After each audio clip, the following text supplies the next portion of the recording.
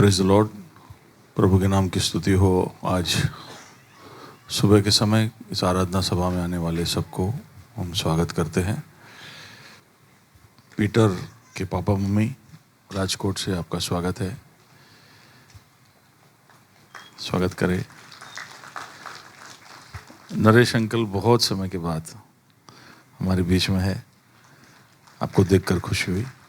आमीन। आशा है कि आराधना के दरमियान प्रभु की उपस्थिति को आपने महसूस किया। महान परमेश्वर के सामने है। आइए वचन के लिए हम अपने आप को तैयार करें। एग्ज़ाम्स देकर उत्कर्ष भाई, कैसे गए आपके एग्ज़ाम्स? अच्छे गए, गुड। और कोई था जो बोर्ड एग्ज़ाम दे रहा था? ओके। हमारे काफ़ी सारे दोस्त आज छुट्टी पर है, एक्सटेंडेड वीकेंड, घरों में गए हैं, लौट के आएंगे। आइए बाइबल उठाए, ऐलान करने जा रहे। एक बाइबल होना अच्छा है। बाजू वाले से कहिए बाइबल लाना अच्छी बात है। It's good to have a Bible. Arun, good to have a Bible. ये मेरा बाइबल है। ये प्रभु का प्रेरित वचन है। ये जीवित है, प्रबल है, चोखे धार से काटता है, गहराई तक छेदता है, मेरे भावनाओं को परखता है, मेरे विचारों को जांचता है।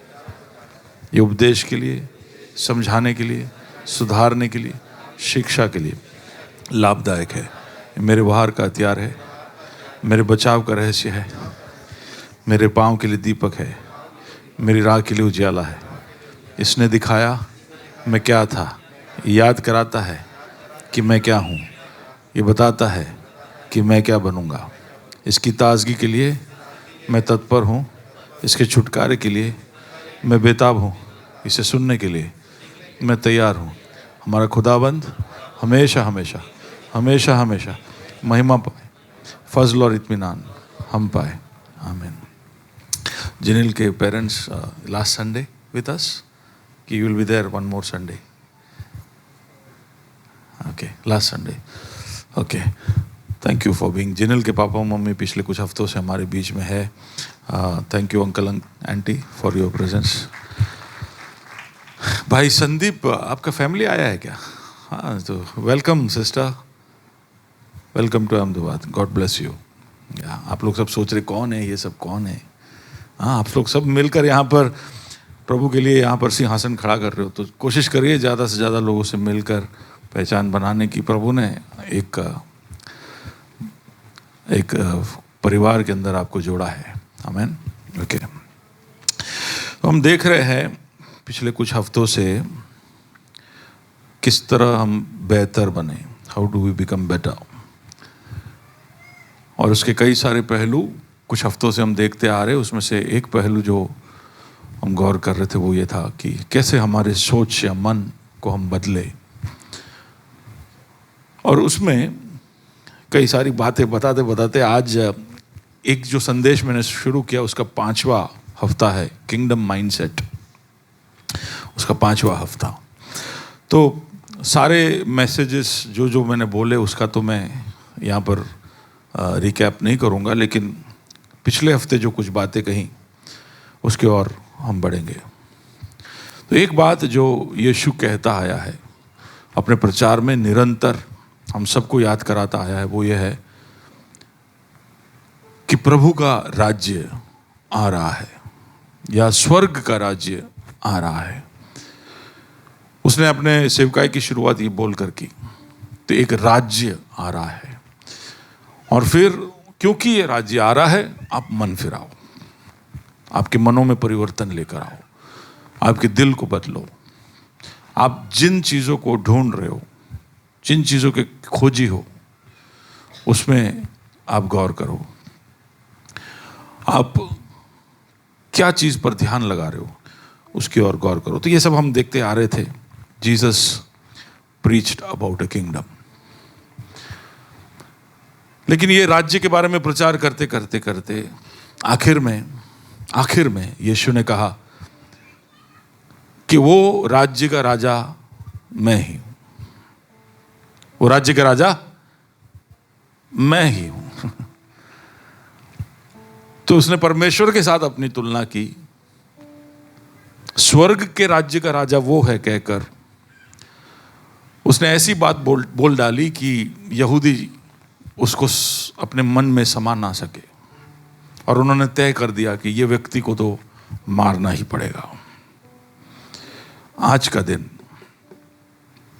दुनिया भर में पाम संडे या होजाना संडे के नाम से याद किया जा रहा है, क्योंकि आज वो दिन है जब यीशु एक गधी पे बैठकर यरूशलेम में प्रवेश करता है और होसाना होसाना दाऊद के पुत्र होसाना कर कर पूरा यरूशलेम वहां पर एकत्रित होकर उसका उस शहर में स्वागत करता है।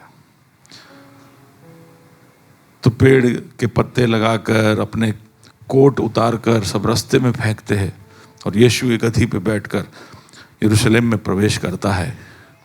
और वो एक ऐलान था उस समय के अधिकारियों के लिए, पुरोहितों के लिए, उस समय के सारे फरीसी और सदूकियों के लिए कि मैं ही वो राजा हूँ, मैं ही वो दाऊद का संतान हूँ जिसका तुम राह देख रहे हो, मैं ही वो राजा हूँ जिसके राज्य के बारे में मैं इतने दिनों से प्रचार कर रहा हूँ। एक बहुत अद्भुत सा स्टेटमेंट जो यीशु ने उस गधी पे आकर कर दिया। आप देखोगे कि यीशु के 3-3.5 साल के सेवकाई के दरमियान यीशु ने कभी भी किसी को ये बताया नहीं कि मैं राजा हूं। एकदम आखिर में, उसके सेवकाई के आखिर में आकर वो बोलता है कि मैं राजा हूं। और वो इसलिए था क्योंकि एक बार वो ऐलान कर देता है कि वो राजा है तो फिर तुरंत ही कुछ ना कुछ फैसला होना पड़ेगा। अगर मैं और आप बोलते हैं कि मैं राजा हूं तभी भी तुरंत कोई फैसला हो जाएगा। क्या होगा? है? आप में से कोई बोलता है कि मैं राजा हूं तो तुरंत लोग फैसला कर लेंगे। क्या करेंगे? निखिल, अगर मैं बोलता हूं मैं राजा हूं तो आप तुरंत कुछ फैसला कर दोगे? नहीं करोगे? हाँ, वही तो है। बोले आज पास्टर जी होगा, थोड़ा घूम गया है, अभी तक तो ठीक ठाक थे, लेकिन आज सुबह उठ के बोल रहे वो राजा है, तो फैसला तुरंत हो जाता है। यीशु ने भी ये दावा किया तो तुरंत ही उसका कुछ ना कुछ फैसला होना अनिवार्य था, क्योंकि वो चिन्ह चमत्कार करता था, ऐसे चिन्ह चमत्कार जिसमें प्राकृतिक ताकतें उसकी आवाजों को सुन लेती थी। वो मुर्दों को जिंदा करता था, हर रोगी को चंगा कर, मुर्दों को जिलाता था, हर रोगी को चंगा करता था, अद्भुत कार्य करता था, बड़े अधिकार से प्रचार करता था, मसीहा होने का दावा करता था। और वो अब कह रहा है कि मैं राजा हूं, तो ना केवल यहूदी लोग सुनेंगे, रोमी लोग भी इससे चुनौती समझेंगे। और इसने ऐलान कर दिया, तो इसलिए हम देखते हैं कि ये ऐलान के कुछ ही दिनों के अंदर यीशु को क्रूस पर चढ़ा दिया जाता है। It was a point of no return. उसने ये ऐलान कर दिया तो उसका मतलब है कि अब फैसला होके ही रहेगा, या तू राजा या हम राजा। अगर तूने बोला है तू राजा है तो तू साबित करके दिखा कि तू राजा है, नहीं तो हम राजा है, हमसे जो होगा हम करेंगे। और हम देखते हैं कि यीशु ने राजा होने का दावा करने के बाद अपने आप को इन अधिकारियों के हवाले कर दिया। वो इसलिए कि यीशु उस राज्य का राजा बने उससे पहले उस राज्य के लोगों को तैयार करना जरूरी था। उसके प्रचार हम सबको तैयार करने के लिए एक रास्ता था, स्वर्ग के लिए और इस पृथ्वी में जब हम जिएंगे तब के लिए। पिलातोस के सामने जब वो खड़ा होता है तो पिलातोस उसको पूछता है, क्या सच में? देखो, पिलातोस के पास और कुछ पूछने के लिए है नहीं। पिलातोस को वो लोग ने कहा कि ये खुद को परमेश्वर कहता है, तो पिलातोस को उससे कोई लेना देना नहीं, बोले भले बोले, मेरे को क्या फर्क पड़ता है। लेकिन जब उसने सुना कि वो खुद को यहूदियों का राजा बुलाता है, तो इससे पिलातुस को आपत्ति थी, क्योंकि वो कहता है उसका राजा तो काइजर है, सीजर है। तो पूछता है कि क्या तू सच में यहूदियों का राजा है? तो यीशु ने कहा, तू कह रहा है, यू आर सेइंग इट। तो उसने नकारा नहीं कि वो राजा है। यीशु के क्रूस के ऊपर आपने एक लेबल देखा होगा। क्या लिखा है? ऐसा थोड़ी लिखा है। क्या लिखा है? इवान, INRI, गाड़ियों के पीछे GJ01 लिखते हैं ऐसे। क्रूस के ऊपर क्या लिखा था? तो पता है, बहुत समय तक तो मुझे ऐसा लगता था कि ये पता नहीं कोई कोड लैंग्वेज है, इंड्री। और बचपन में सब ऐसे क्रूस बनाते थे, तो उसमें वो इंड्री नहीं लिखा तो पता नहीं चलता था ये क्रूस किसका है कि नहीं? ये इंड्री क्या था पता है ना? क्या था? क्या था इंड्री? आपने देखा है चिराग भाई? INRI क्या है वो? ऐसा लिखा था। I ईसूस, N नाजरीन, R रेक्स, रेक्स यानी राजा, I इयूदिये यानी ईसूस नाजरीन रेक्स इयूदिये, Jesus of Nazareth, king of the Jews. उसके क्रूस के ऊपर भी लेबल लगा दिया कि ये यहूदियों का राजा है, ऐसे अपने आप को बोलता है। तो हम जानते हैं कि पिलातुस के सामने उसने नकारा नहीं कि वो राजा है, इसलिए वो लेबल उस पर चढ़ा दिया। लेकिन उन्होंने क्रूस पर चढ़ाकर बता दिया कि देखो यहूदियों का राजा का क्या हालत हम कर रहे हैं। क्रूस पर चढ़ा दिया। यीशु ने ये सारी जिल्लत सही ये सब होने दिया। उसके बारे में हम इस हफ्ते के दरमियान और भी सुनेंगे। गुड फ्राइडे को मीटिंग है, शुक्रवार को शाम को 7:30 बजे लायंस हॉल जो मिठाकली में है, वहाँ पर हमने गुड फ्राइडे सर्विस रखा है। अगर आप उसमें जुड़ेंगे तो कई सारी बातें इसके साथ जुड़ी हुई आप सुन पाएंगे। वो राजा है जो लौट के आने वाला है। भविष्य वक्ता दानियल ने जो राजा का वर्णन किया था कि मनुष्य का पुत्र बादलों में लौट कर आएगा, तो यीशु मसीह वो राजा है जो लौट कर प्रभु के राज्य को इस पृथ्वी पर स्थापित करेगा। ये मेरा विषय नहीं है, लेकिन वो एक राजा है, ऐसा वो दावा करता है कर अभी तक हम देखते आए। और उस राज्य के विषय में वो राजा सबको सिखा रहा है। तो उसकी जिंदगी, उसका उदाहरण, उसने जो बातें सिखाई, वो सब हमें उस राज्य के लिए तैयार करता है, खासकर स्वर्ग के राज्य के लिए। स्वर्ग में हम कैसे होने चाहिए, स्वर्ग में हमारे बारे में प्रभु परमेश्वर की प्रतीक्षा क्या है, उसके बारे में वो हम जब सुसमाचार पढ़ते हैं तो उसके अंदर देखते हैं कि अलग अलग चीज़ों को सिखाता है। फिर वो दृष्टांत भी देता है ताकि हम इस जिंदगी में स्वर्ग के राज्य के नागरिक के जैसे जी पाए। कुछ सिद्धांत जो हमारे आगे वो रखता है। Can you just go back? क्या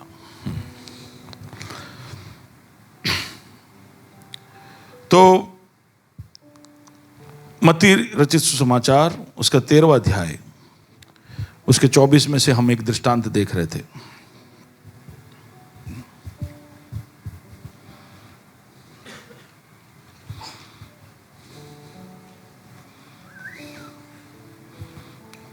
और इसके अंदर हमने ये जंगली बीज का दृष्टांत है। इसके अंदर हम देख रहे हैं इसके 3 पहलू है कि एक इंसान अच्छे बीज बोता है, शत्रु आकर जंगली बीज बोता है, और फिर उसके दास जो है वो कुछ सवाल करते हैं। इस दृष्टांत के अंदर 3 पहलू है। हालांकि 7 कलम ही है, लेकिन 3 अलग अलग पहलू, 3 अलग स्टेज। उसमें से पहले स्टेज को ही हम देख रहे थे, बीज का सिद्धांत। किस प्रकार हम इस जिंदगी में हमारे मूल्यों को या हमारी अपेक्षाओं को या हमारे सीमाओं को, दायरों को तय कर सकते हैं, किस तरह हम निर्णय ले सकते हैं। तो उसके लिए कुछ सिद्धांत है। उसमें बीज का सिद्धांत बहुत ही नींव का एक सिद्धांत है। हम याद रखें कि हम या तो खुद एक बीज है, या हम जो भी कार्य कर रहे हैं वो भी एक बीज है। दो तरह से इसको देखा जा सकता है। बीज का सिद्धांत बहुत ही पावरफुल और बहुत ही फंडामेंटल, क्या बोलते हैं, फंडामेंटल मूल ही बोलेंगे, हाँ नींव हमारे विश्वास का एक नींव जैसा एक सिद्धांत इसलिए भी है, बुनियादी बात इसलिए भी है क्योंकि प्रभु ने जब सृष्टि की तो सृष्टि के साथ साथ उसने बीज भी हर सृष्टि के अंदर रख के बनाया। तो जब हर पौधा, हर वृक्ष पैदा हुआ तो उसमें उसका बीज था। कुछ समय के बाद बीज अपने आप उसके अंदर से फूट निकला, ऐसा नहीं, बीज के साथ फिटिंग करके ही। तो हम जब क्रिसमस ट्री खरीदते हैं तो बिल्कुल रूखा सा हमारे घर पे पहुंचता है, फिर हमको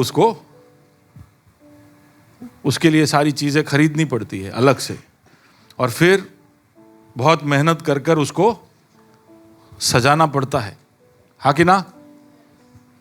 क्यों? क्योंकि उसके अंदर वो सारी बातें जो हम उसमें दिखाना चाहते हैं वो अपने आप नहीं बना सकता है, तो इसलिए हम उसको सजाते हैं। तो प्रभु भी ऐसे कर सकता था, हमको बना के कुछ समय के बाद फिर इन चीज़ों को हमें भर सकता था, नहीं, पर ऐसा नहीं।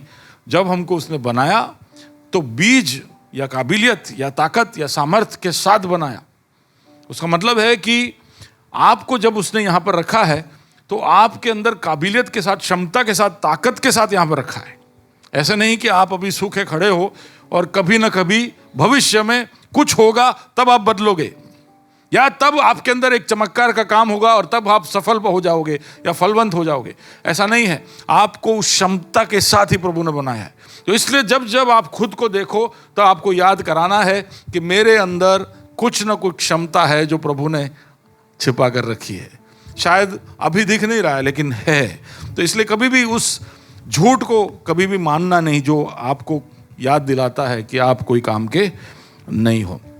और प्रभु ने यह भी वादा किया कि जब तक ये धरती रहेगी, ये ज़मीन रहेगा, ये पृथ्वी रहेगा, तब तक बोना और काटना जारी रहेगा। बोना और काटना जारी रहेगा, जिसका मतलब है कि हमारे जीवन में कुछ समय आएंगे बोने के लिए, कुछ समय आएंगे काटने के लिए। और बो लिया तो ऐसा नहीं सोचने का कि नहीं काट पाऊंगा, काट लिया तो ऐसा नहीं सोचने का कि अब क्या बोएंगे। ये सिलसिला जारी रहेगा, कुछ ना कुछ बोने के लिए और कुछ ना कुछ काटने के लिए हमारे जीवन में कार्य होता रहेगा। अलग अलग तरह के बीज हम देख रहे थे, पर उसको हमने देख लिया इसलिए हम आगे बढ़ेंगे। वील गो टू, या please, you are a seed. हमने देखा कि आप अगर बीज बोते हो तो कैसे होते हो। नाउ वील सी कि यू आर अ सीड, आप खुद एक बीज हो। आप बीज बो रहे थे तो आपको कंजूसी से नहीं बोना है, आप जो बोओगे वो काटोगे, ये सब हम पिछले हफ्ते देख चुके हैं।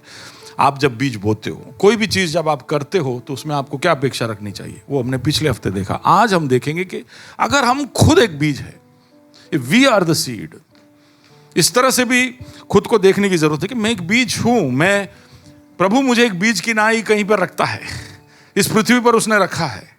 तो अगर मैं एक बीज हूं तो मुझे मेरे जीवन से क्या अपेक्षा रखनी चाहिए। If I am a seed, then what should I expect from my life? What is God looking for in my life?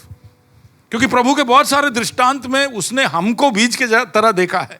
उसने कहा कि एक दाख की वाड़ी में अंजीर को मैंने लगाया, तो वहां पर अंजीर का जो पेड़ है उसकी तुलना हमसे की गई है।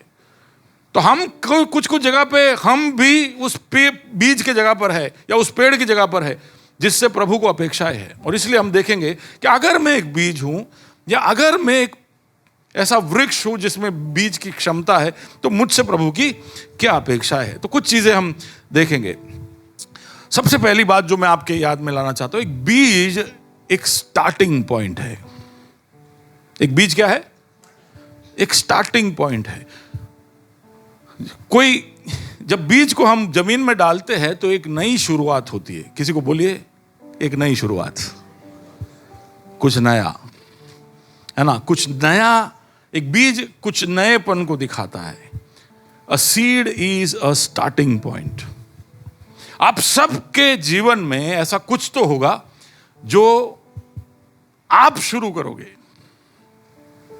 आमीन। आप हो कुछ कहानियां जो आप शुरू करोगे, कुछ गतिविधियां जो आप शुरू करोगे, और ये पृथ्वी पे और कोई शायद ना कर पाए। कुछ चीजें ऐसी अनोखी आपके द्वारा ही इस पृथ्वी पर हो सकती है। तो आप एक बीज हो, तो उसका मतलब है कि कुछ न कुछ तो अनोखा, कुछ न कुछ तो ऐसा है जो मैं शुरू करूंगा। ऐसा नहीं कि जो सदियों से होता आया है वही कंटिन्यू करता रहूंगा। You will be a starting point. कुछ तो होगा जो अब आपसे शुरू होगा और आपके पीढ़ियों की तरफ बढ़ेगा।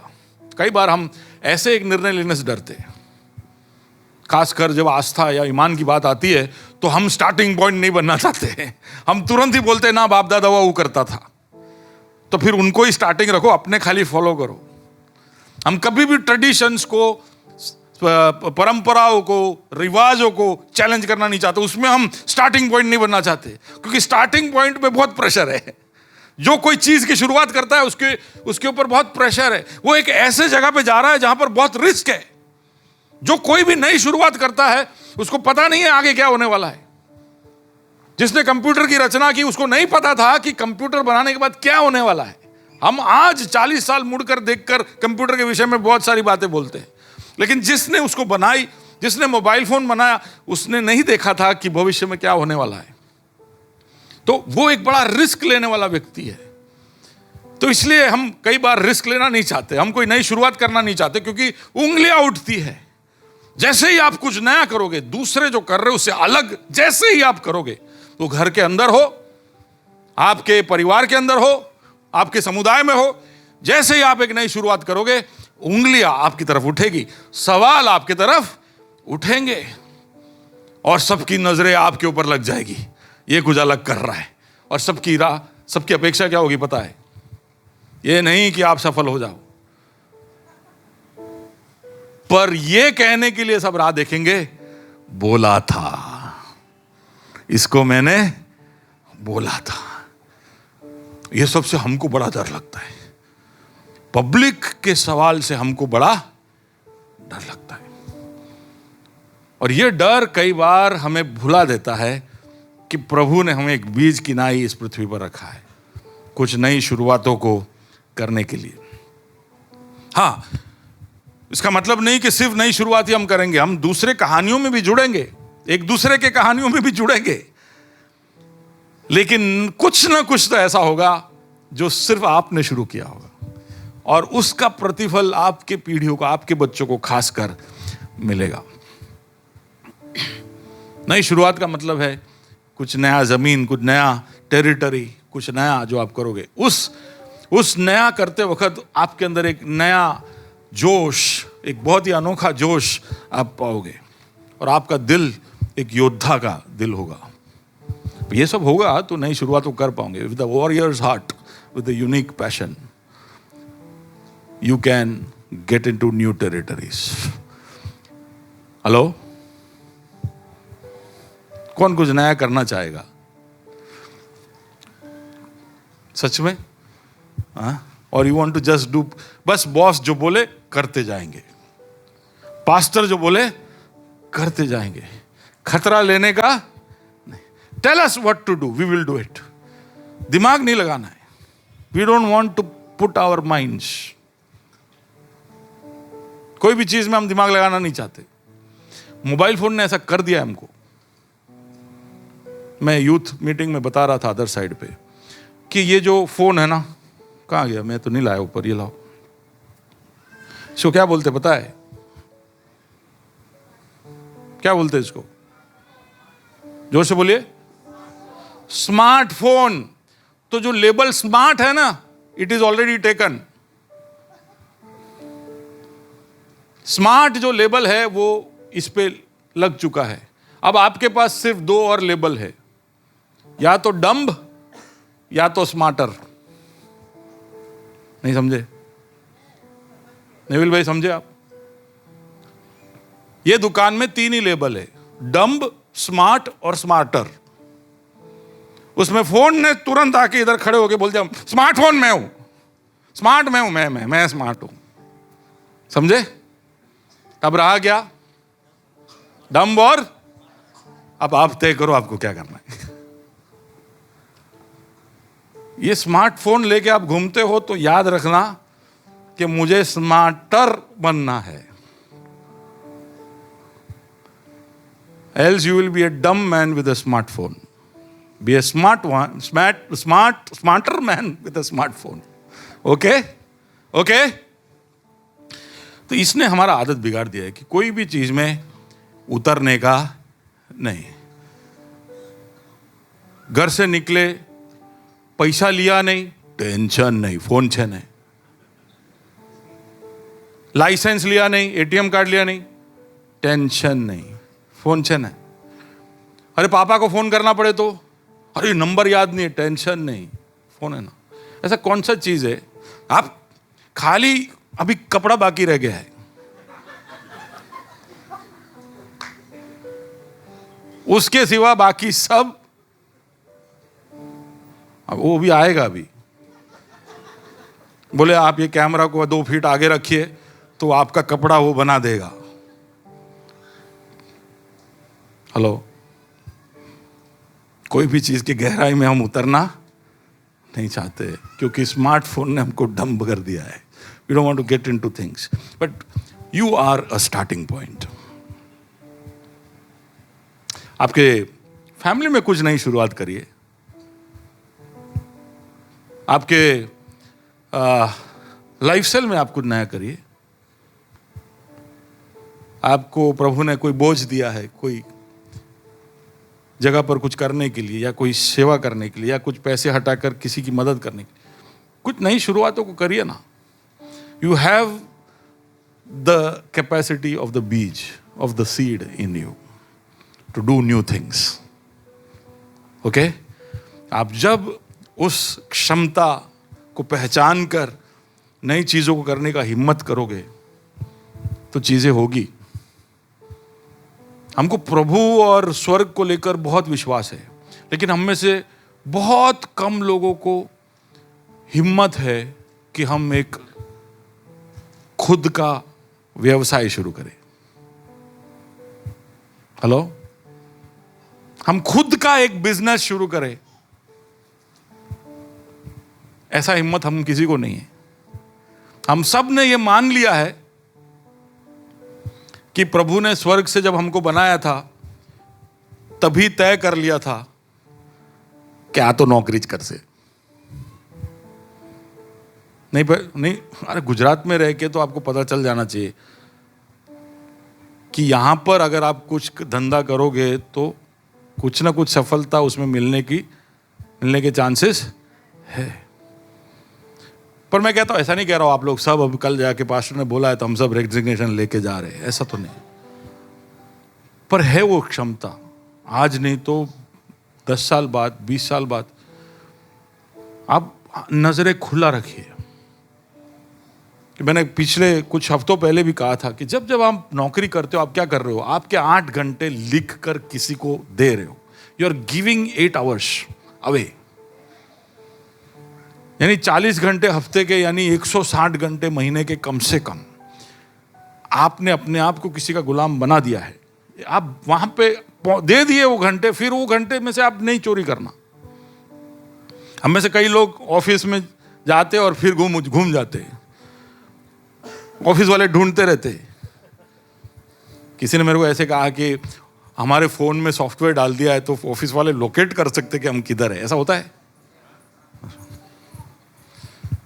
किधर है ऐसा फोन आता है, ऐसा एचआर वाले करते होंगे ये सब, है ना? आप लोग का ही काम है ये सब। अब हाँ बोलती है बड़े घमंड के साथ। जियो टैग, यार मेरा नाम मत बगाड़ो।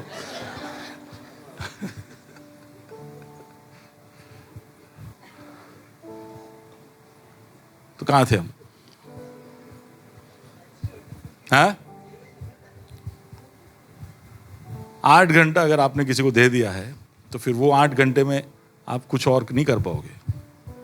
अब थक गए, अभी ट्रैफिक 2 घंटा आना जाना, 10 घंटे 12 घंटे ऐसे ही चले गए, आपका आधा जिंदगी तो वहीं खत्म हो गया। फिर 7-8 घंटे हम सो जाते, फिर रहा ये 3-4 घंटे में हमको बाकी सब करना है। बीवी को टाइम देना है, बच्चों को टाइम देना है, हमारे खुद के लिए टाइम निकालना है, लाइव सेल अटेंड करना है, 15 मिनट वॉर रूम में जाना है। क्या क्या करोगे? बहुत ही डिमांड है हमारे टाइम के ऊपर। तो कई बार सच में अगर आपके जीवन के साथ आप कुछ करना चाहते हो तो कभी ना कभी आपको हिम्मत कर कर एक कदम लेना पड़ेगा कि बहुत हो गया, थोड़ा कम पैसा, लेकिन मैं अपने टाइम से कार्यों को करूंगा। थोड़ा विश्वास चाहिए उसके लिए। और मैं आपको दावे के साथ कहना चाहता हूं कि जब आप प्रभु के वचन के ऊपर आंख बंद कर कर विश्वास कर कर आप सही कदम उठाओगे तो स्वर्ग तुरंत उसका जवाब देता है। स्वर्ग उसका जवाब देता है। आपको जितनी बेचैनी है कि क्या स्वर्ग प्रत्युत्तर देगा, उससे ज्यादा स्वर्ग को बेचैनी है आपके विश्वास का जवाब देने के लिए, क्योंकि वो सच्चा है, कभी ना बदलने वाला है। वो कल आज और हमेशा एक जैसा है। उसने कह दिया तो वो होगा। अभी वो छोटा बच्चा बोल रहा था ना कि उसके नाम के खातिर वो मुझे धर्म के मार्ग में चलाता है। उसके नाम के खातिर मुझे धर्म के मार्ग में चला। उसके नाम के लिए वो बहुत कुछ करेगा। लेकिन आप सही हो तो। हमारा प्रॉब्लम यही है कि जैसे ही हम वैली ऑफ शैडो में आ जाते हैं, फिर डर जाते और फिर बोलते हैं पापा। नहीं सुने, नहीं समझे। मुझे बहुत क्यूट लगा, वो आके बोला कि प्रभु मेरा चरवाहा है, मुझे कोई घटी निहारी चराइयों में मुझे खिलाता है, शांत पानी के पास सुलाता है, मुझे ताजा करता है, हाँ मुझे धर्म के मार्ग में चलाता है। अगर मैं अंधकार के तराइयों में से जाऊं, पापा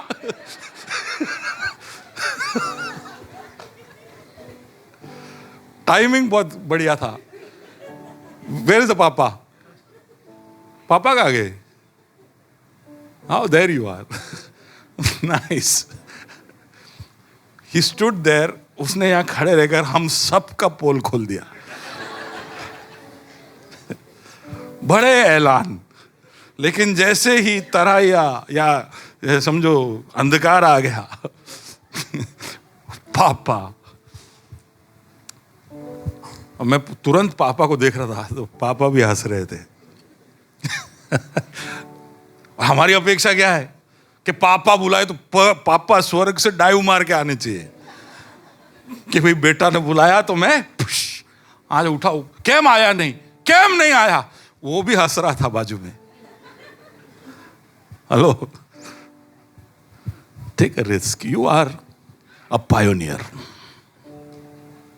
आप एक बीज हो, इसका मतलब है कि आप कुछ नई शुरुआत कर सकते हो। आमीन। लिखिए, लिख down, write down somewhere. I am a seed with the power to start something new. कुछ नई शुरुआत करने की सामर्थ्य रखने वाला एक बीज हूं। जब उसने आपको पृथ्वी पे भेजा, आपको इस पृथ्वी में रखा है, तो बड़े उसका भी एक उद्देश्य बड़ा क्लियर है। तो क्षमता आपके अंदर है, लेकिन उसने भी उस बीज के लिए जो जरूरी था सब तैयार करके भेजा। ऐसे ही नहीं कि भाई बीज अपना रास्ता ढूंढ ले। और पौलुस इसलिए प्रेरित 17 में कहता है, वचन हमने कई बार पढ़ा होगा, can read that Bhumi, Acts chapter 17 verse 26-27। या उसने एक ही मूल से मनुष्य एक ही मूल से फ्रॉम वन रूट, एक ही मूल से उसने क्या किया? मनुष्यों की सब जातियों को बनाया। तो आदम पहला बीज था, उस मूल से उसने मनुष्य के सारे जातियों को बनाया। ठीक है, तो हम सब अलग अलग जगह पे बीज जा गिरे। कुछ यूपी में गिरे, कुछ उड़ीसा में, कुछ केरल में, कुछ पाकिस्तान में। हम अलग अलग जगह पर गिरे। फिर क्या हुआ? और उनके ठहराए हुए समय और निवास की सीमाओं को इसलिए बांधा है, उसके रहने के स्थान, उसके पैदा होने के स्थान, वो कौन से परिवार में होगा, उसकी मां कौन सी भाषा बोलती होगी, उसकी आर्थिक परिस्थिति कैसी होगी, उसको किस तरह के मूल्य मिलेंगे, वो किस समाज में होगा, ये सब किसने तय किया? उसने पहले से तय करके रखा है। किसने? ईश्वर ने। पौल कहता है कि ईश्वर ने जानबूझकर आप जहां पर पैदा हुए वहां पर आपको रखा है। अब वहां पर क्या आपको प्राप्त होगा वो भी लिखा है। क्या लिखा है? कि वे परमेश्वर को ढूंढे। कि वे परमेश्वर को ढूंढे। हेलो हेलो, आप हो मेरे साथ? आपका सबसे पहला उद्देश्य इस पृथ्वी में आने के बाद, बीज का पहला उद्देश्य यह है कि तुम परमेश्वर को ढूंढो। बीज भी कहीं ना कहीं अगर उसका मन हो तो वो बोलेगा कि मैं भी राह देख रहा था कि कोई ना कोई किसान आकर मुझे उठाए। हम परमेश्वर को ढूंढे सबसे पहले, और परमेश्वर ने ऐसे परिवारों में और ऐसे जगहों पर और ऐसे सदी में हमको पैदा किया है कि हम परमेश्वर को ढूंढ पाए। हम और कोई सदी में आते, और कोई राज्य में पैदा होते, और कोई परिवार में होते तो पता नहीं क्या होता। लेकिन आप जहां पैदा हुए और जिस परिवार में थे और जिस परिस्थिति में थे और जिस परिस्थितियों से प्रभु ने आपको गुजारा, उसकी वजह से आज आप यहां पर बैठे हो। क्या? परमेश्वर को ढूंढो। अगर वो मिल गया तो आगे रास्ता बनता जाएगा। आपको इस जगह पर रखा है कि आप परमेश्वर को ढूंढ पाओ। कई बार हमको यही बात को लेकर कंप्लेंट होता है कि मेरे पापा मम्मी क्यों ऐसे हैं। हम में से बहुत लोगों की कंप्लेंट है कि प्रभु भारत में क्यों? थाईलैंड भी चल जाता, स्पेन भी चल जाता, अमेरिका नहीं जाना था। हाँ, अंशनाथ बोल रहा है यूपी क्यों, केरल क्यों नहीं? हम केरल वाले बोल रहे पंजाब क्यों नहीं? हैं? हम केरल वाले, देखिए सब ऐसा धूप में ज्यादा घूमता नहीं हूं तो थोड़ा ऐसा गोरा दिखता हूं, लेकिन ये कलर का कोई गारंटी नहीं है। 2 दिन क्रिकेट खेला तो ओरिजिनल कलर आ गया। हम केरल वालों का गुण है ये, थोड़ा धूप में हमको खड़ा कर दो, हमारा कलर आपको दिख जाएगा। तो तब हमको मन में ऐसा लगता है क्यों हम सिंधी पंजाबी नहीं। वो निखिल और साहिल को सब धूप में कितना भी खड़ा रखो, लाल टमाटर जैसे हो जाएंगे,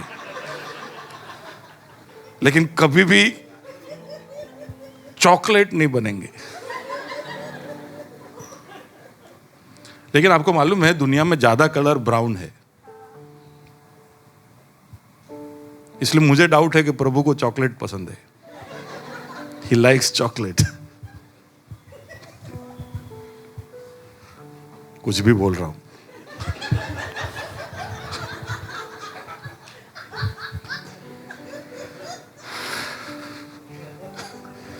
God has planted us intentionally.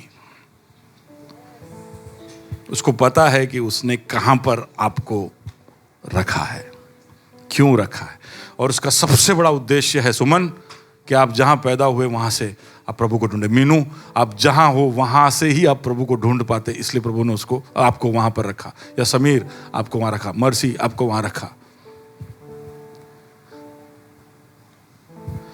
उसने जहां पर भी हमको रखा है वहां के जमीन को, अभी किसान कैसे करता है ना, बीज बोने जाता है उससे पहले बड़ी तैयारी करता है। लाइफ सेल में बात कर रहे थे कि किसान कैसी तैयारी करता है। तो मुझे एक सौभाग्य मिला एक बार कुछ खेती करने का। मेरा थोड़ा जमीन है अहमदाबाद में, तो वहां पर खेती करने का मौका मिला। तो मैंने पहली बार मैं देख रहा हूं कि क्या कर रहे हैं। तो जमीन को पहले हल चलाने को क्या बोलते प्रक्रिया को? जोतना, जोतना। हाँ, क्या मेरे को गुजराती आता है दिमाग में, खेड़ना, वो गुजराती है, हिंदी वाले नहीं समझ पाएंगे ये खेड़ना क्या है। तो जोतना है ना। लेकिन जोतने से भी पहले उसने एक प्रक्रिया की। मेरे पता नहीं इधर खेती करने वाले कोई बैठे हैं तो आप बोल सकते हो। उसने जोतने से भी पहले उसने कैनाल खुलवाकर पानी डलवाया, पूरे जमीन को गीला किया, 2-3 दिन जमीन पड़ा रहा।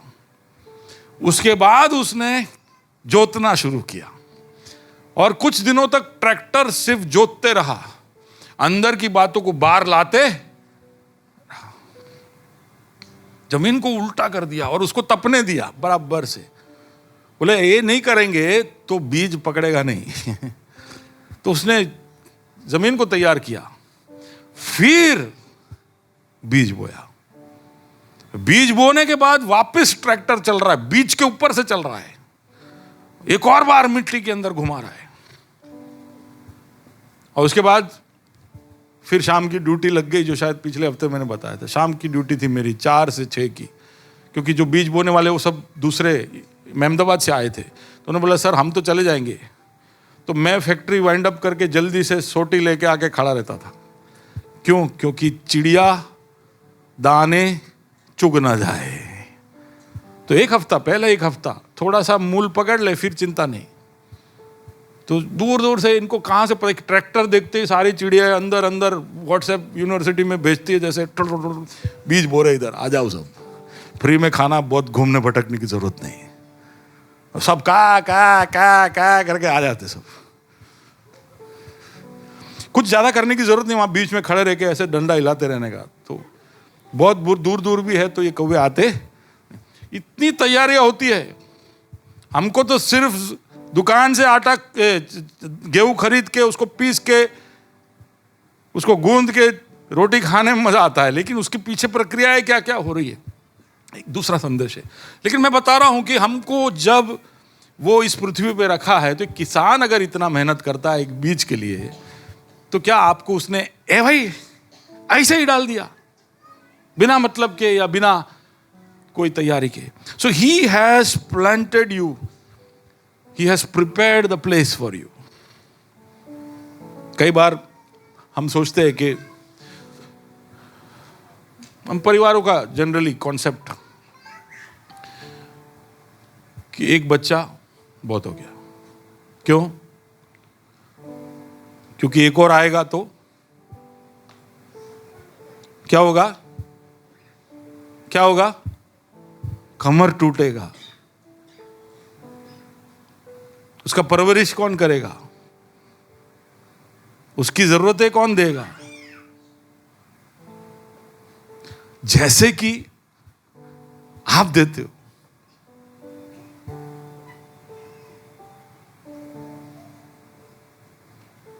नहीं, सब लोग सोच रहे शू बात करो છો સાહેબ, તમારા 4 છે એટલે કોઈને બી કઈ કહી દેવાનું? हाँ,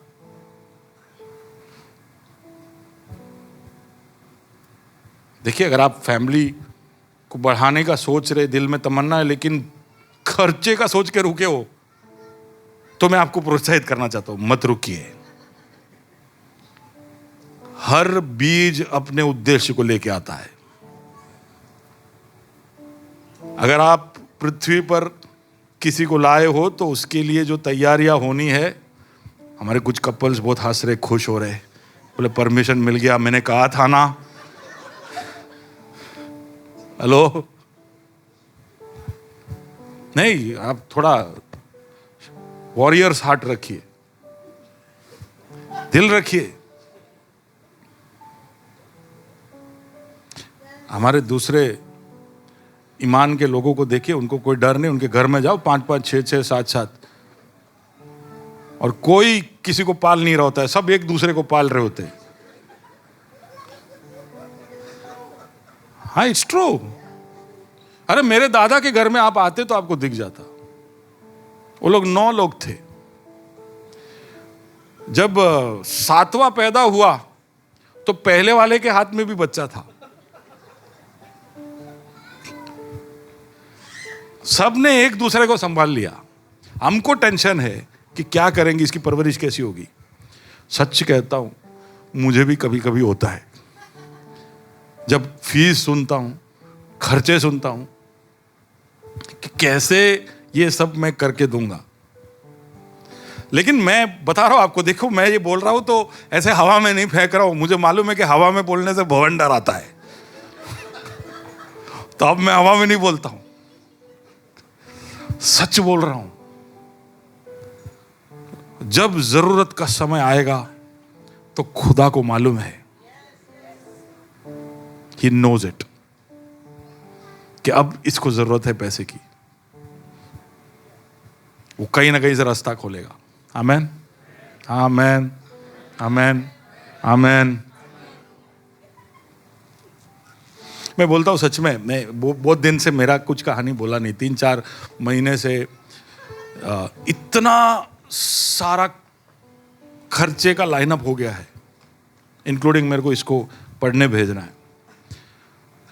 तो अभी तक क्या था कि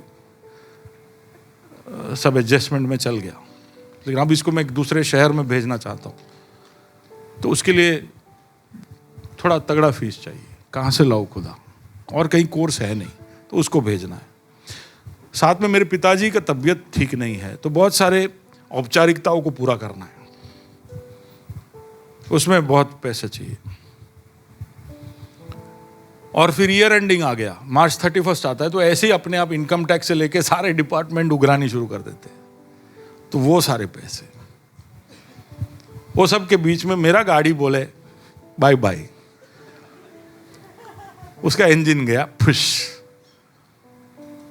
इंजन ठीक करा के 2 दिन के बाद उसका एसी गया फिश। अब समझिए, इतने सारे चीजें प्रभु को, कुछ चीजें प्रभु को पहले से नहीं, सब चीजें पता है, लेकिन कुछ चीजों के लिए उसने पहले से सगवड़ कर दिया, और कुछ चीजें जो अचानक से हुई उसके लिए भी मैं बताना चाहता हूं कि मैं ये सब जब हो रहा, मैं सोच रहा हूं कि कहां से आएगा, कहां से आएगा, मैं कहां से लाऊंगा, मेरे पास कोई सेविंग नहीं है।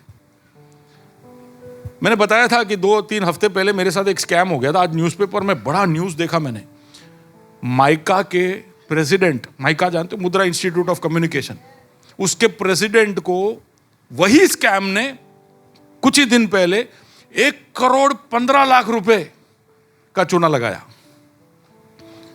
आज के टाइम्स ऑफ इंडिया में एग्जैक्टली वही चीज मेरे साथ भी किया। और फिर स्कैमर का क्या, इनका ऐसा तरीका होता है, ये लोग पूछते कि तुम्हारा बैंक बैलेंस कितना है, तो मैंने बोल दिया। मेरा बैंक बैलेंस सुन के उसका स्कैम करने का मोटिवेशन चला गया।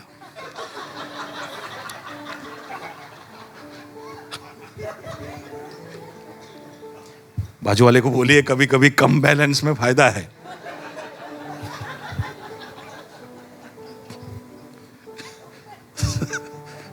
सच बोलता हूं, और मुझे मालूम नहीं कैसे करना है। देखिए, उसी वक्त में आप लोगों के सामने भी मैंने एक प्रचार किया था कि कैसे दौलत प्राप्त करना है, हाउ टू ऑब्टेन वेल्थ। और मैंने उस दिन खड़े होकर कहा था कि ये संदेश ने मेरे अंदर एक क्रांति लाई है।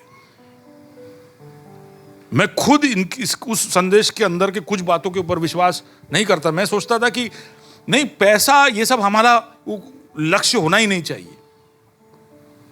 ये सब लोभी और जो ग्रीडी जो लोग हैं, उनका काम है ये सब पैसा। लेकिन उस संदेश के अंदर से प्रभु ने मुझे तैयार किया इस समय के लिए। और मैं आपको भी उत्तेजना के लिए बोलना चाहता हूं कि मैंने उस दिन से, मैं जब मेरे फैक्ट्री पे जाता हूं तो मैं कहता हूं, प्रभु मुझे पैसा चाहिए, मुझे पैसा चाहिए, मुझे थोड़े बड़ा घर चाहिए मुझे बड़ा घर चाहिए। आप मेरे घर पे आओगे तो आप समझ जाओगे।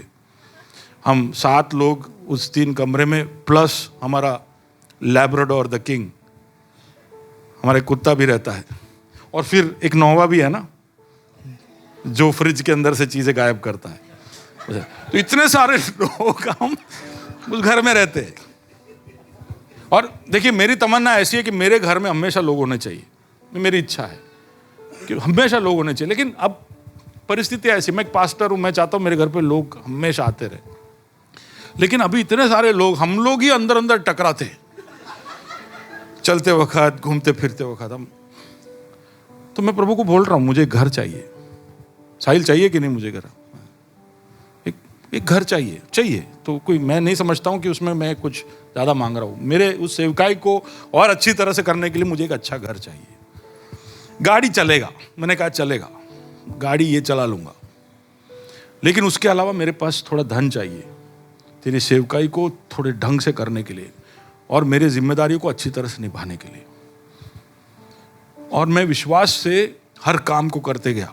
रोज मैं बैठता हूँ उस ऑफिस के डेस्क पे, तो मैं बोलता हूँ प्रभु तू लेके आ पैसा, मेरे व्यवसाय में मुझे चाहिए, कहाँ से तू लाएगा पता नहीं। मैं आपको, आप सबके सामने, प्रभु के सामने मैं आपको बताना चाहता हूँ, उस दिन से ऐसे ऐसे अद्भुत रास्तों से मेरे को ऑर्डर और प्रोजेक्ट मिलते जा रहे।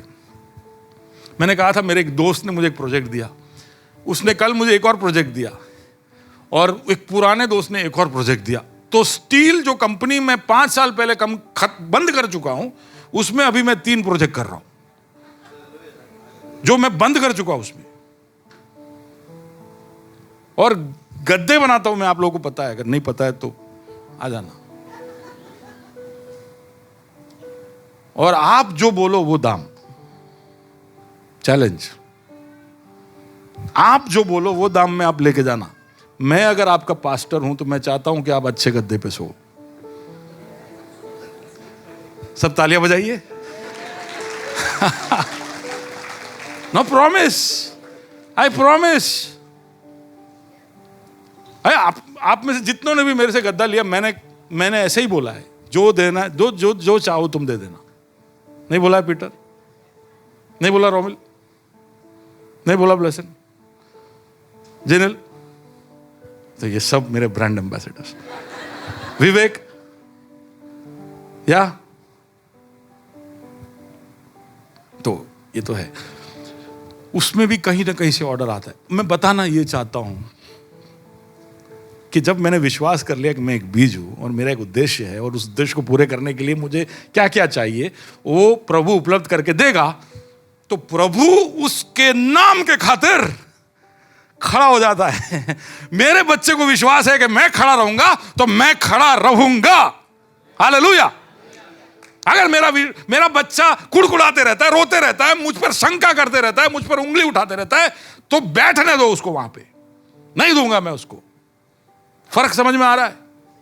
आपके घर पे भी आप करते होंगे।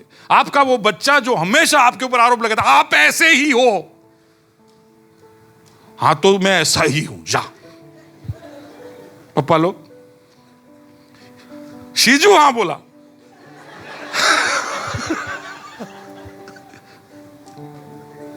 जिससे आप अपेक्षा नहीं रखते, वो किसी के लिए भी पानी हो जाता है, पर उंगली उठाओगे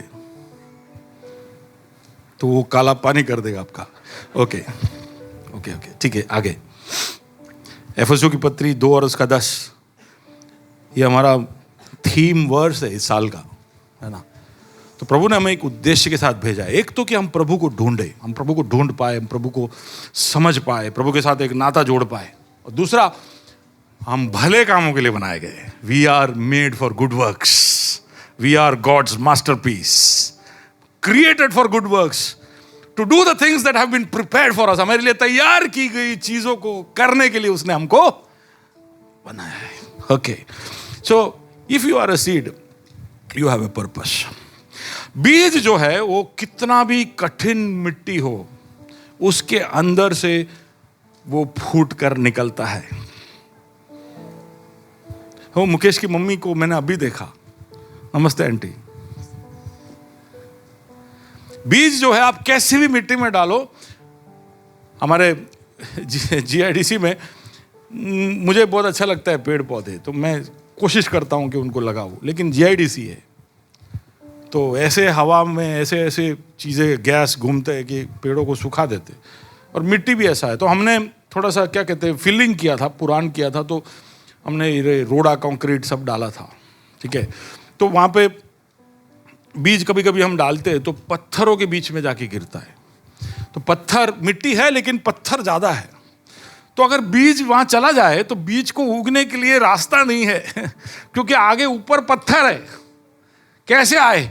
लेकिन उसके अंदर भी बीज पत्थर के साइड से होके, हमारे केरल में आओगे तो आपको दिखेंगे जो नारियल के पेड़ है वो ऐसे ऐसे दिशा में खड़े। देखा है अंकल? आपने देखा है? आपने सोचा इसको क्या हो गया? देखा है आपने? ऐसा नारियल खड़ा है ऐसे। उसका बीज को बैलेंस करने के लिए, और धूप कहां आ रहा है उस तरफ जा रहा है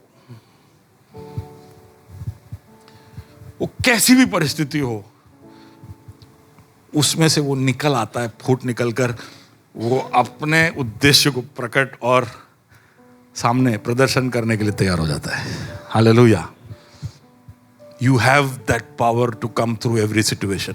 इसलिए पहला कोरिन्थी 10वां अध्याय, पहला कोरिन्थी 10वां अध्याय उसका 13वां कलम, 1 Corinthians 10:13, जो भी परिस्थिति में होंगे आप उसमें से निकल पाओगे। बाजू वाले को कहो दरवाजा खुलेगा। हालेलुया। आप कभी भी ऐसे परिस्थिति में नहीं फंसोगे जहां से आप निकल नहीं पाओगे।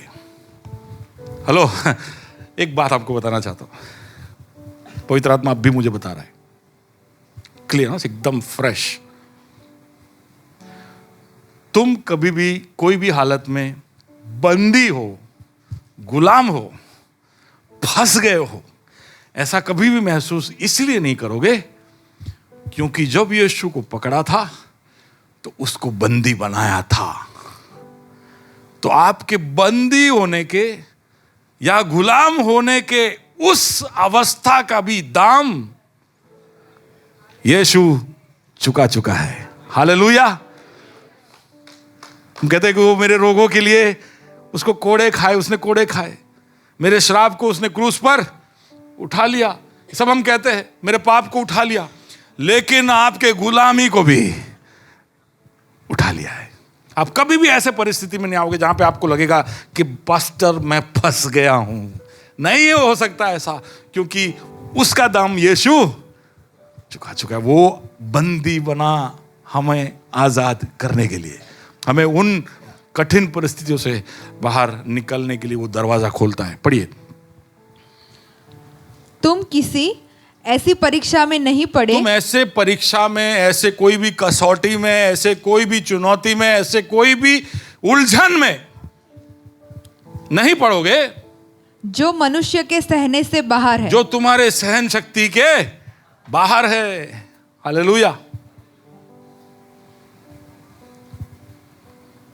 मुझे मेरे मौत से डर नहीं लगता है, लेकिन मेरे अपनों के मौत से बहुत डर लगता है।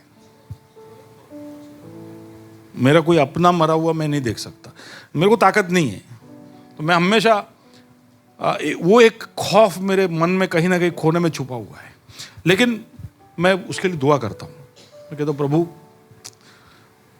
इस वक्त मेरे को ऐसा कुछ सोचने का भी ताकत नहीं है,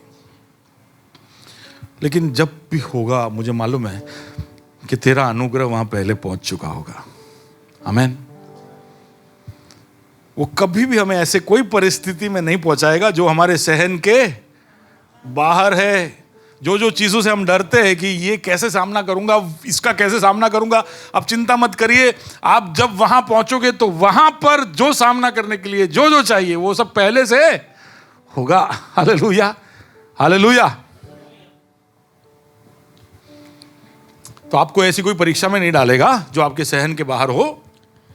परमेश्वर सच्चा है, परमेश्वर सच्चा है, और वह तुम्हें सामर्थ्य से बाहर परीक्षा में न पड़ने देगा। हाँ, वरन परीक्षा के साथ निकास भी करेगा कि तुम सह परीक्षा के साथ क्या करेगा? निकास, यानी निकलने का रास्ता। परीक्षा के साथ वो एग्जिट स्ट्रेटजी भी आपको देगा कि कैसे इसमें से बाहर निकले। और आप कहीं फंसे हो और आपको एग्जिट नहीं दिख रहा है तो उसका मतलब है कि आप अंधेरे में हो।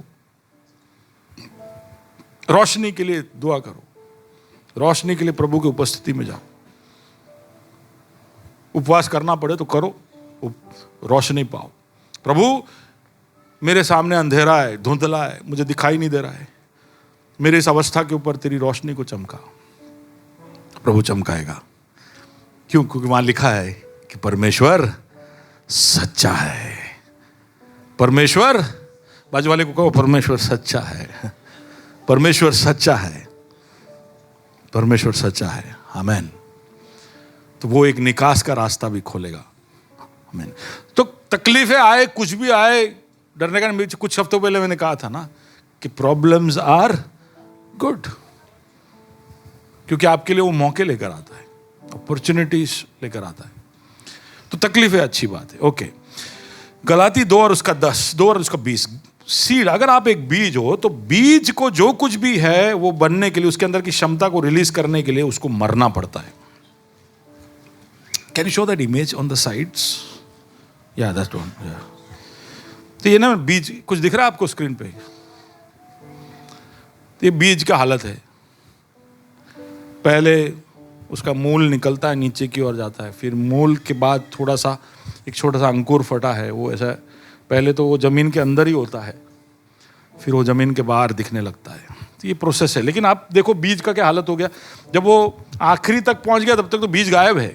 बीज अब और कुछ हो चुका है। हालेलुया। क्षमता बाहर आते आते आप बदल जाओगे। आपके अंदर से जो निकालना है वो निकालते निकालते आप आज जैसे हो वैसे नहीं रह पाओगे। हमको हमारी कुछ आज की अवस्थाओं से बहुत ज्यादा प्रेम है।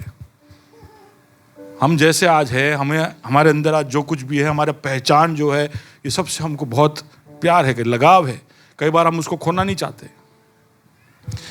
लेकिन आप एक बात समझिए, आपकी क्षमता को बाहर आने के लिए कई बार उस बीज को, अपने आइडेंटिटी को खोना पड़ेगा। You may have to shed, forget what you वर,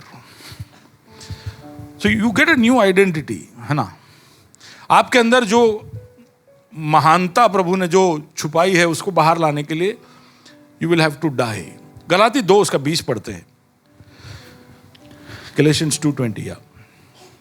मैं मसीह के साथ क्रूस पर चढ़ाया गया हूं। मैं मसीह के साथ क्रूस पर चढ़ाया गया हूं।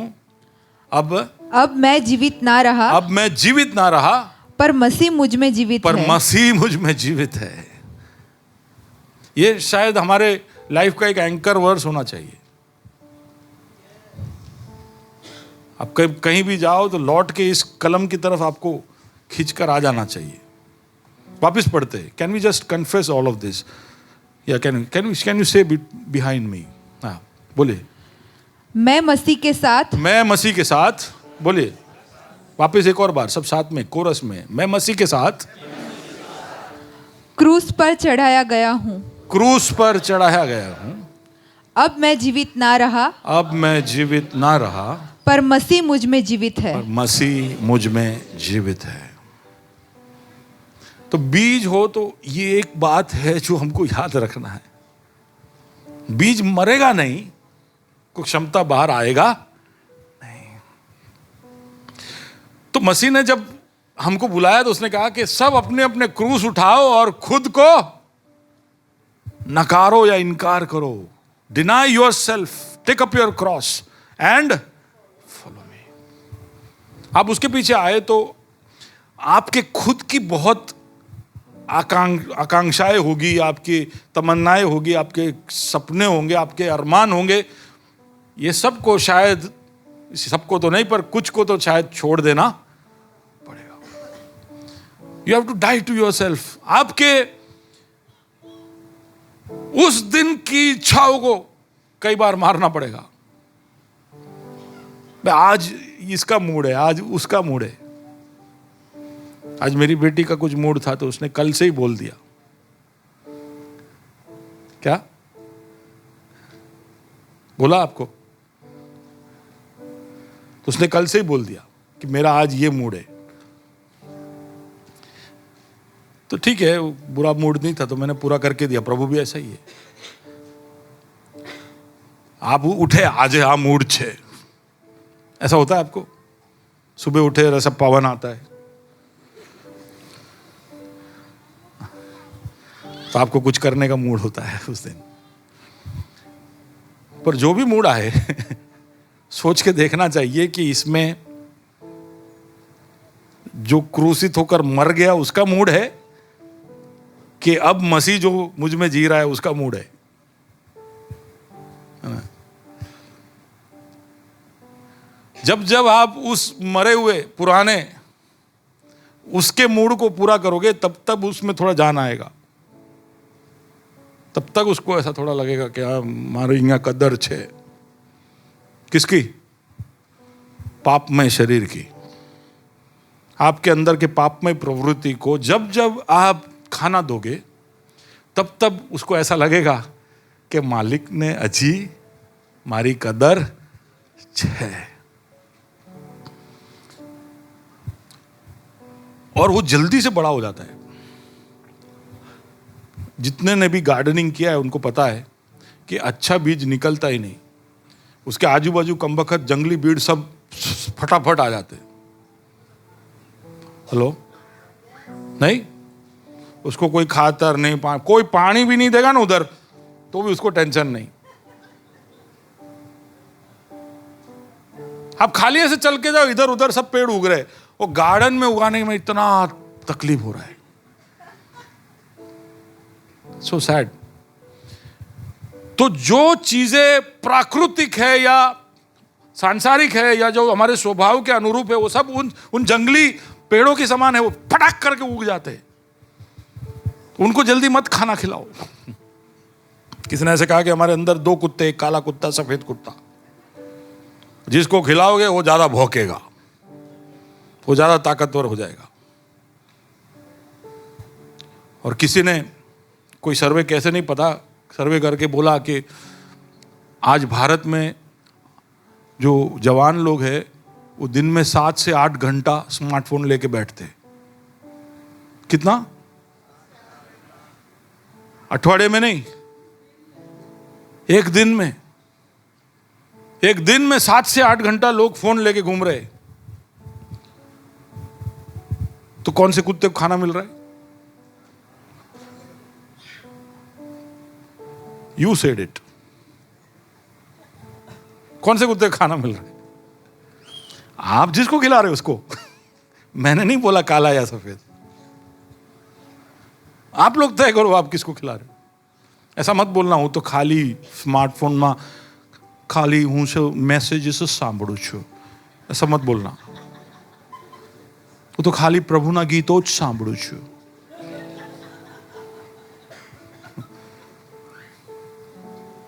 ज्यादातर टाइम किस में जाता है ना, सोशल मीडिया में किस में जाता है?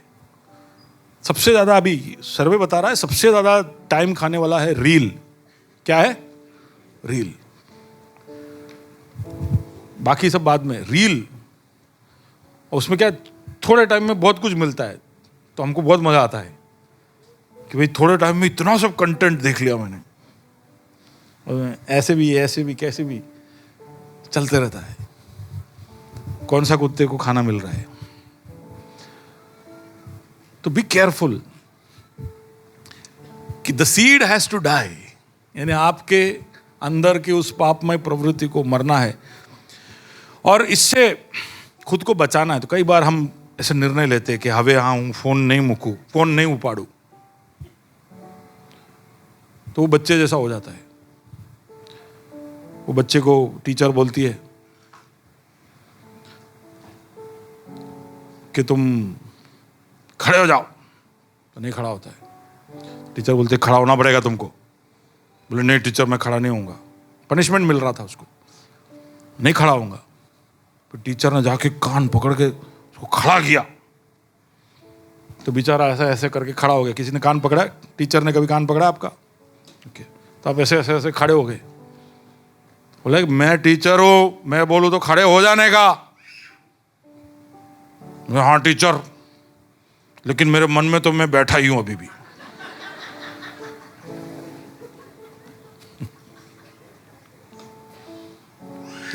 मन में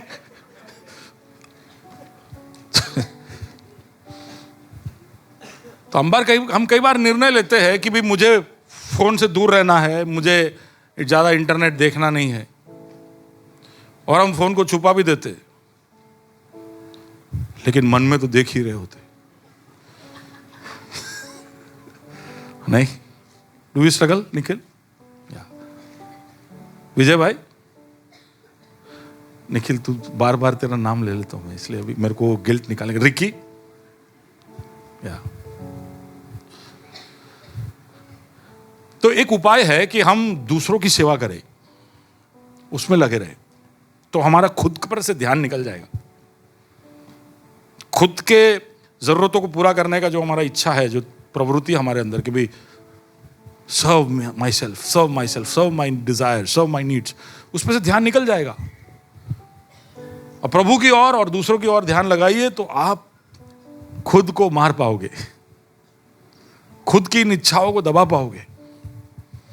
आप परमेश्वर के विरुद्ध कार्य करते हो और उसमें आप विजय नहीं प्राप्त कर रहे हो, स्टार्ट सर्विंग अदर्स। दूसरों की सेवा करना शुरू करिए, दूसरों के लिए ध्यान रखना, दूसरों की चिंता करना, उनके लिए प्रार्थना करना, उनको मिलने जाना, उनको उत्तेजन देना, उनको सांत्वना देने।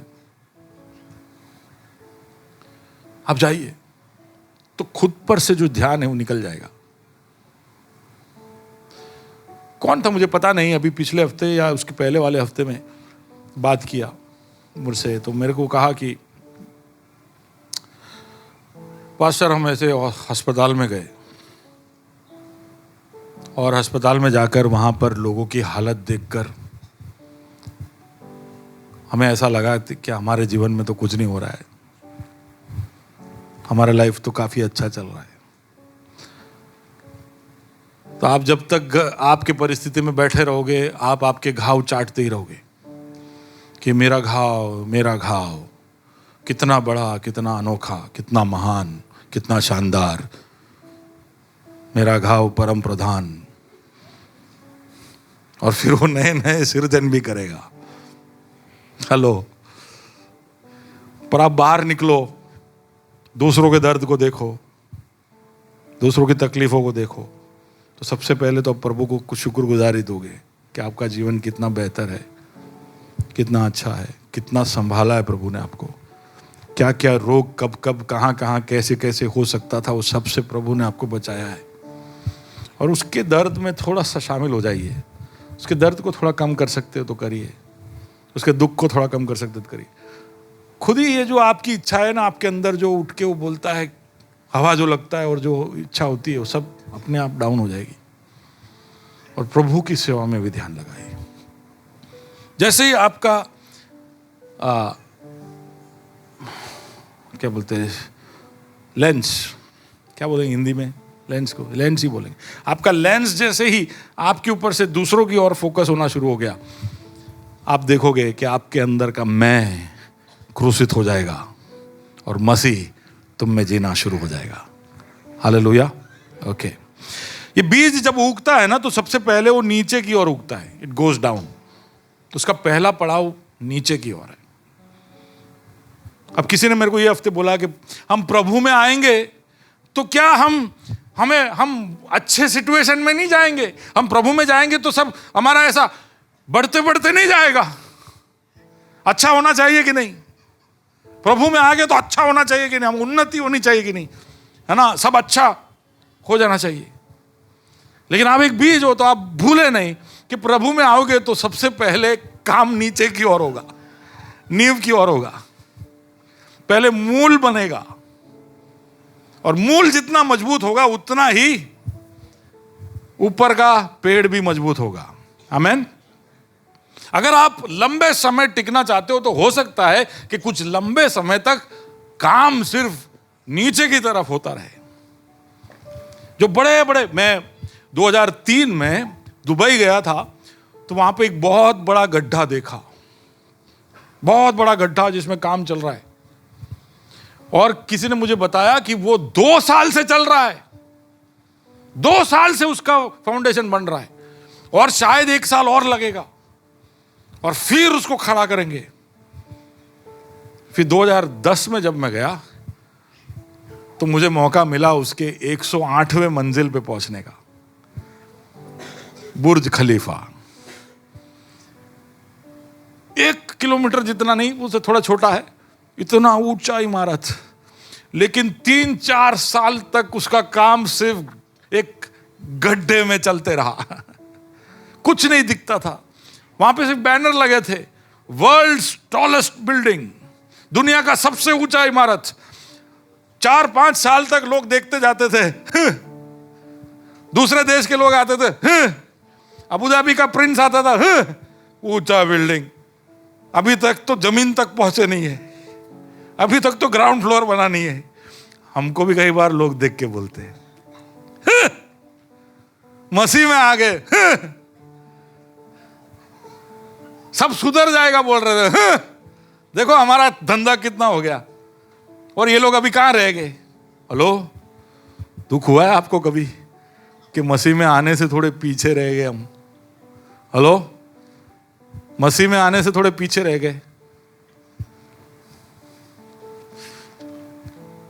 पर प्रभु का ज्योमेट्रिक प्रोग्रेशन है, एरिथमेटिक नहीं है। अगर आपको मैथमेटिक्स समझ में आता है तो लोगों का, संसार का ग्रोथ ऐसा होगा, प्रभु का ग्रोथ ऐसे होगा। हेलो, वो कब आपको उठाएगा आपको समझ में नहीं आएगा, बट इट विल हैपन। पर उससे पहले क्या होगा? नींव बनेगा, मूल।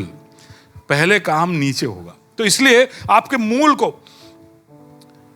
और ताकत मिली, इसलिए शायद बड़े संघर्ष से आपको भेजेगा। जहां पर ज्यादा बारिश नहीं होता है, वहां पर जब खेती होती है तो वो लोग वहां के पेड़ को ज्यादा पानी नहीं पिलाते। हमको ऐसा लगता है कि इधर बहुत धूप निकलता है तो पानी बहुत पिलाते होंगे, ऐसा नहीं है।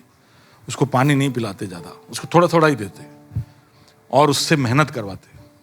उसको पानी इतना देते हैं कि वो अपने जड़ को जमीन में और गहराई में उतारे और वो पानी ढूंढे, जमीन में पानी ढूंढे, क्योंकि जमीन में पानी है। यस, जमीन में पानी है। प्रभु ने वो एक न्याय सबके साथ किया है। ग्राउंड वाटर लेवल है, ऊंचा नीचा जो भी है, उस पेड़ को जो चाहिए वो पानी है। हमारे केरल में रबर के पेड़ उगते हैं, तो रबर के पेड़ का खासियत यह है कि उसको 7 साल लगता है उसको एक बड़े पेड़ बनकर उसमें से रबर निकालने के लिए, 7 years। लेकिन उस 7 साल के दरमियान वो अपने मूल को 100 200 फुट तक भेजता है। कितने? 100-200 फुट। पेड़ केवल 20 फुट का है, लेकिन उसका मूल 100 फुट दूर, जहां उसको ऐसा सेंसर बताता है कि इस दिशा में पानी है, और उसका मूल उस दिशा में निकल पड़ता है। वो पानी तक पहुंचते सालों लग जाते उसको, रास्ते में थोड़ा थोड़ा पानी मिलते रहता है, और फिर एक ऐसे जगह पे पहुंचता है जहां से उसको बराबर पानी मिलता है। आमीन। आप समझ पा रहे हो? आत्मिक मर्म समझ पा रहे हो? कई बार आपको संघर्ष में इसलिए डालता है ताकि आप घुटने में बैठकर मूल को थोड़े दूर तक छोड़ो, ताकि पास्टर के ऊपर निर्भर ना रहे। हम में से कई लोगों का मूल पास्टर के ऊपर लगा हुआ है। पास्टर हिला, पेड़ गिरा। या आपके घर में कोई है, या आपका कोई मेंटर है, किसी और पे निर्भर है, या समझ लो कि बे आज मूड नहीं, तुरंत मैसेजेस सुन के ये थोड़ा थोड़ा जो एनकरेजमेंट। और यूट्यूब में इतने सारे मैसेज है आपको एनकरेज करने के लिए कि तुम पुछड़ी नहीं, तुम सर हो, तुम लेने वाले नहीं, तुम देने वाले बनोगे, ऐसा सब बोल के तुमको ऐसा गियर अप कर देते। ये सब सुन के यस यस, लेकिन पुछड़ी से सर बनने का कैसे, वो नहीं बताते। तो वो हो बोल करते, और वो हो यस, पुछड़ी बोलता आई एम सर। फिर 2-3 महीने बाद आके आईने में देखा तो अभी भी पुछड़ी सर का प्रक्रिया में आपको वचन की गहराई में, प्रभु के ज्ञान में, अनुभव में, प्रभु की समझ में बढ़ना पड़ेगा। समझ पा रहे हो आप? खाली बड़े बड़े दावे कर कर आप महारथी नहीं बन सकते। आपको गहराई में उतरना पड़ेगा, वचन समझना पड़ेगा, आपको प्रभु को जानना पड़ेगा। मूल इसलिए कई बार ऐसे संघर्ष में डाल देगा कि आपको विश्वास करना ही पड़ेगा, प्रभु पे विश्वास करना ही पड़ेगा कि ये परिस्थिति में से प्रभु के सिवा मुझे कोई नहीं निकाल सकता। आपका अनुभव को पक्का करेगा। डॉक्टर बोल देगा कि जाओ ले जाओ, फिर आप दौड़ दौड़ के आओगे प्रभु के पास और फिर प्रभु ठीक कर देता है। कितने लोग कहते हैं प्रभु ने ऐसे कई बार हमको ठीक किया है। आमीन। डॉक्टरों ने जवाब दे दिया, दुनिया वालों ने कह दिया, जो परिस्थिति में फंसे थे वहां पे रिश्तेदारों ने बोल दिया कि तेरा कुछ नहीं हो सकता, लेकिन वहां पर कोई खरा उतरा, वो है मेरा प्रभु। हर बार जब जब आपको अनुभव प्रभु ने दिया है, वो केवल आपका मनोरंजन करने के लिए नहीं, आपसे केवल जिंदा रहो इसलिए नहीं। हर बार जब जब आपको परेशानी के अंदर उसने निकास खोलकर आपको दृढ़ किया है, वो केवल इसलिए कि आपका मूल थोड़ा और गहराई में उतरे। और एक बार ये देखिए, ऐसा कोई भी पेड़ नहीं है जो सिर्फ मूल ही है, वो सिर्फ मूल ही है। Gone the moment is gone.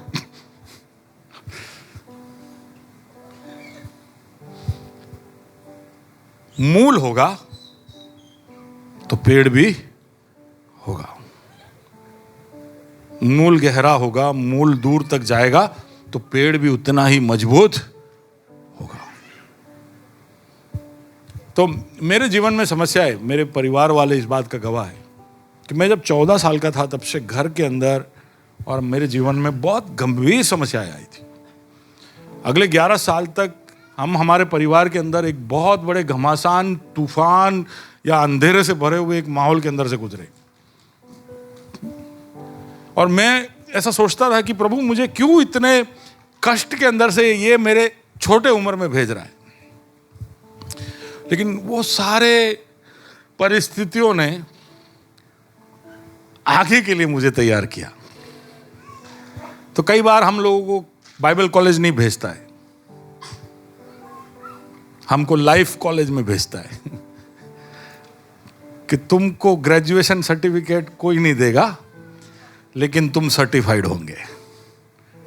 ठीक है, यू विल बी सर्टिफाइड। तुम्हारा जिंदगी के अंदर तुम जब मुझ पर भरोसा कर कर आगे बढ़ोगे तो मैं तुमको तैयार करते जाऊंगा। Hallelujah, hallelujah. God prepares us. तो the seed goes downwards. Oh my God, I am not able to finish. शायद लगता, मैं सोचता था कि अप्रैल तक हो जाएगा, लेकिन लगता है जून तक हो जाएगा। आई विल क्लोज हियर, है ना, I will just close here. You are a seed, don't forget. आज हमने 5 बातें देखी। Just go there please. 1, कि आप कुछ नए शुरुआत करोगे। आप बीज हो तो you will start something new.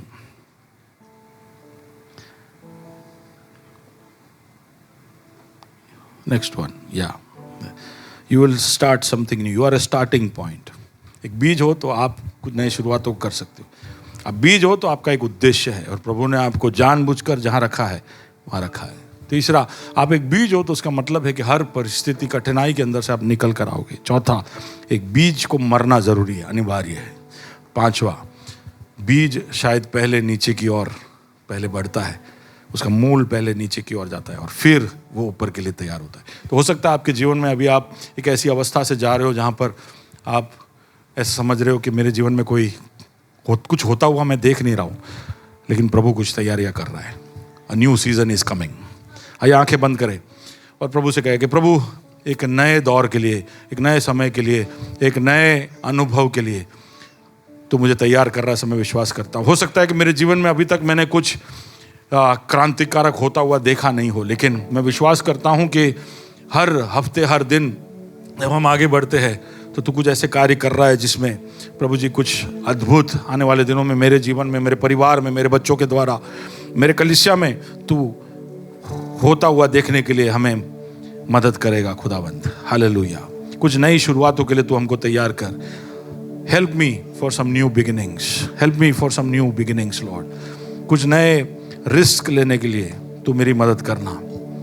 जहाँ पर मुझे मरने की ज़रूरत है वहाँ पर उन चीज़ों को मार कर प्रभु जी तेरे स्वभाव को दिखाने के लिए तू मुझे तैयार करना। तेरा एक उद्देश्य मेरे लिए है, उसको समझकर अपने आप को प्रभु जी तेरे हवाले समर्पित करने के लिए हमारी मदद करना। ओ लॉर्ड, ओ लॉर्ड जीसस।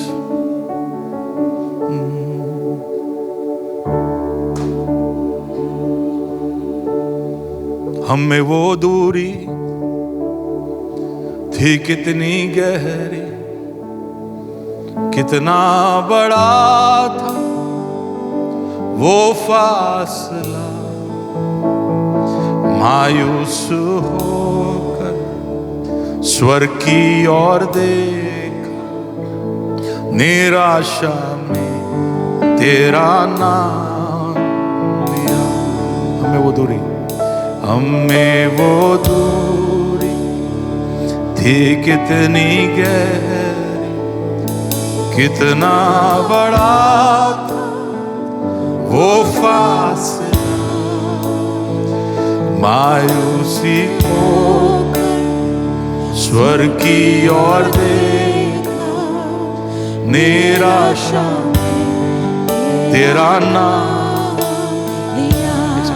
निराशा में प्रभु जी हम तेरा नाम लेते हैं। अगर यहाँ पर कोई निराश बैठा है, अगर अपने आप को प्रभु से दूर पाता है, तो मैं आपको आमंत्रण देना चाहता हूँ कि उस नाम को पुकारें जो वादों का पक्का है, जो सच्चा है, जो कभी ना बदलने वाला। हमारा यीशु मसीह है। आज के दिन उसने दुनिया को बताया कि मैं राजा हूं और मेरा राज्य आने वाला है। उसने हमको तैयार किया है उसके लिए और वो हमें बांधता है उसके लिए।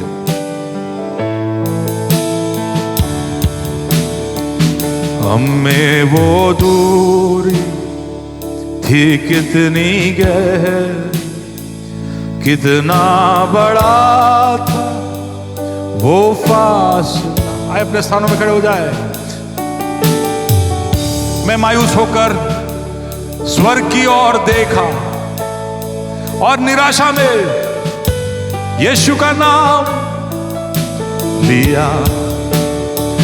अंधकार हटाकर तेरी मोहब्बत से मेरा दिल तूने भर दिया।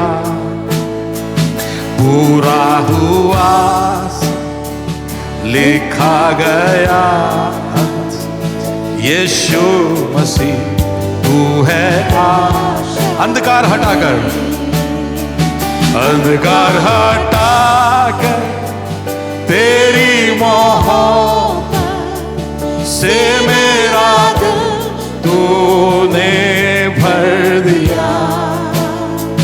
पूरा हुआ लिखा गया, यीशु मसीह तू है आशा मेरी। गाय हालेलुया, ओ हालेलुया।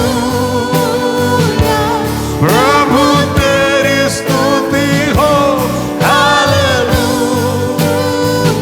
तूने हराया मृत्यु को, तूने तोड़ी हर जंजीर, तेरे नाम मेरी हाय। यीशु मसीह तू है आशा मेरी। गाय हालेलुया, हालेलुया। प्रभु तेरी स्तुति हो, हालेलुया। तूने हराया मृत्यु को, तूने तोड़ी हर जंजीर, तेरे नाम मेरी हाय। यीशु मसीह तू है आशा मेरी। आई वो सुबह, वादा पूरा हुआ, बेजान शरीर ने फिर सांसें, खामोशी में से तूने पुकार, कब्र तेरी जीत है कहाँ। आई वो सुबह, वादा पूरा, बेजान शरीर ने फिर सांसें ली, खामोशी में से तूने पुकारा, ओ कब्र तेरी जीत है कहाँ। ओ यीशुआ तेरी जय हो सदा। गाए एक और बार, ओ यीशुआ तेरी जय हो सदा।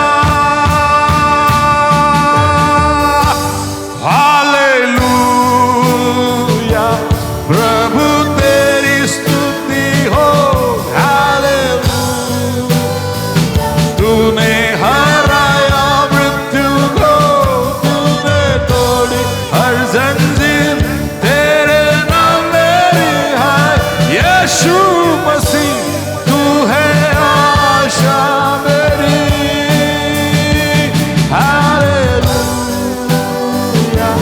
प्रभु तेरी स्तुति हो। तूने हराया मृत्यु को, तूने तोड़ी हर जंजीर, तेरे नाम में रिहाई यीशु मसीह, तू है आशा मेरी। हालेलुया, हाथों को उठाकर तेरी स्तुति हो। तूने हराया मृत्यु को, तूने तोड़ी हर जंजीर, तेरे नाम में रिहाई यीशु मसीह, तू है आशा मेरी। यीशु मसीह, तू है आशा मेरी।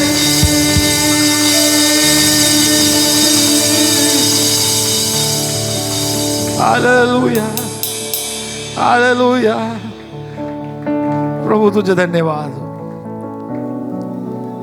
तेरी स्तुति हो, तेरी महिमा हो खुदावंद। तू है आशा मेरी। हो प्रभु जी, ऐसा कभी भी नहीं होता कि हम तेरे सम्मुख आते हैं और तू हमें ताजा नहीं करता, तू हमें हिम्मत से नहीं भरता, तू हमें आनंद की भरपूरी नहीं देता, तू हमें जोश से नहीं भरता, तू एक नया मार्ग हमें नहीं दिखाता या तेरी रोशनी को नहीं चमकाता। ऐसा कभी नहीं होता प्रभु जी। तू विश्वास योग्य है और तू हमसे बेहद प्यार करता है और तू हमारा कप्तान है। तू हमारे आगे आगे चलता है, हर कुछ को लड़ने के लिए तू हमको तैयार करता है, इसलिए धन्यवाद। आज याद कराने के लिए धन्यवाद कि हम एक बीज है और ये सिद्धांतों को हम हमारे मन में बनाए रखें, हमारे दिल में बिठा कर रखें। हम याद रखें कि हम एक बीज है और तू बोने वाला है, और तूने जहां पर हमको रखा है तेरा उद्देश्य है, तेरी अपेक्षाएं है, तेरे प्रबंध है वहां पर, तेरी सुरक्षा है वहां पर, तेरी ताकत है वहां पर। शायद हमें हमारी आंखों से दिखे ना कि तू क्या कर रहा है, लेकिन हम तुझ पर भरोसा रखें। Hallelujah, we believe you. हम तुझ पर भरोसा करते खुदा, तेरी योजनाओं के ऊपर भरोसा करते हैं। हम अपने आप को सौंपते प्रभु जी, तेरी जो भी मर्जी हो उसे होने दे, क्योंकि वो भलाई के लिए है। हालेलुया, प्रार्थना सुना इसलिए धन्यवाद। आइए वो सबको तेरे हाथों में सौंपते, आशीषों से माला माल कर यीशु मसीह के नाम से मांगते हैं।